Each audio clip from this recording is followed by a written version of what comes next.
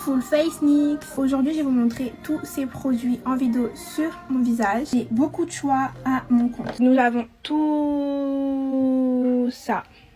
Pour les sourcils, j'avais le choix entre ces deux-là. Le feutre, mon favori que j'utilise tous les jours, donc je vais utiliser celui-ci. Comme vous pouvez le voir, j'avais déjà commencé à faire mes sourcils et je trouve que la teinte est un peu grisâtre, mais ça fait plus naturel que si j'avais pris la teinte la plus foncée, Expresso. Pour la base, j'ai le choix entre ces deux-là et je vais prendre celle-ci, la Marshmallow. Cette base, je l'ai déjà testée et elle est pas mal du tout. Et en plus, le make-up est très beau à la fin. Au début, elle est blanche comme ça et au fur et à mesure, elle devient transparente. Pour cette belle palette, je la testerai sur IG directement et elle est comme ça.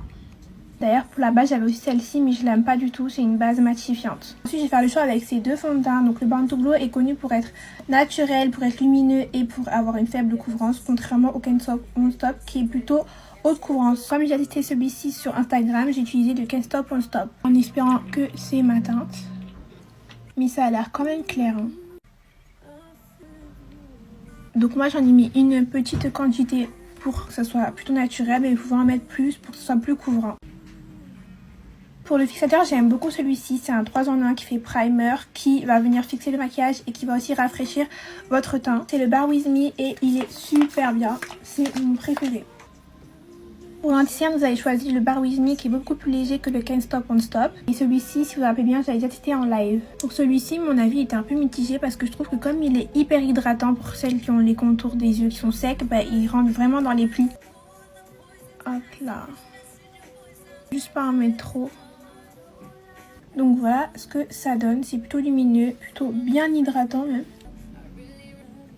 En tout cas, il est idéal pour ceux qui se maquillent pas du tout ou qui mettent seulement des bébés crèmes. Après pour le bronzer, j'ai le choix entre ces deux-là, mais j'utilise celui-ci parce que je l'ai acheté exprès pour le crash test. Donc il se prend comme ça avec un côté bronzer et un côté highlighter.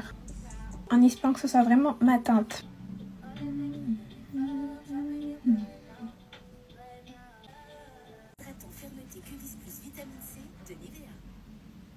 Le trait est trop bas mais c'est pas grave. Donc là on regarde s'il est plutôt simple à estomper. Je dirais que ça va, il y a plus facile à estomper que ça. Mais pour la couleur ça passe. Au niveau du nez il faut en mettre beaucoup moins. Mais sinon la couleur elle est très bien sachant que je suis bronzée. Au niveau de l'anti-cerne je pense que j'en mettais beaucoup trop avant. Donc on va voir après la poudre ce que ça donne. Et en fait je vais choisir le blush. Donc ceux-là je les mets souvent. Je vais prendre celui-ci. Les couleurs qui sont trop belles. Surtout celle-ci, c'est la fuchsia pépite. Franchement, je trouve que celui-ci est plus simple à estomper que le bronzer. Alors, je vais venir poudrer. Ça va, c'est une autre poudre d'une autre couleur, caramel. Sauf qu'elle s'est cassée littéralement dans mon colis. Donc, j'avais clairement pas envie de la reprendre. Surtout que c'était sous forme d'avoir qui m'ont remboursé. Donc, c'est pas grave. On va utiliser celle-ci. On va racler au maximum.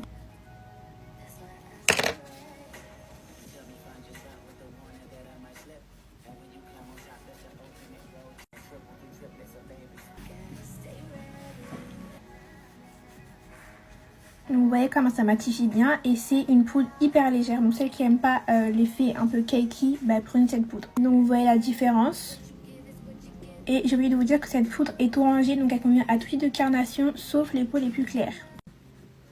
Donc là j'utilise une palette qui n'a rien à voir, juste pour habiller un petit peu mon œil, pour pas qu'il soit trop fade. Avant et voici le après. Donc franchement il est vraiment beau et pas cher du tout. Je vais quand même mettre du blush poudre, la teinte c'est Bang Bang parce que je trouve que c'est un peu fade là. Franchement l'highlighter il est pas mal du tout, il est simple à appliquer en plus et à estomper.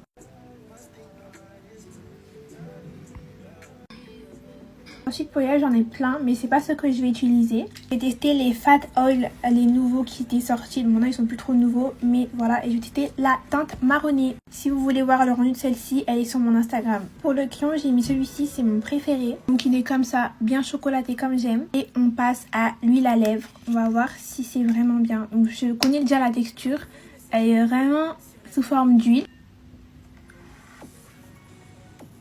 Voici le résultat. Je vais enlever mon foulard pour que vous puissiez voir.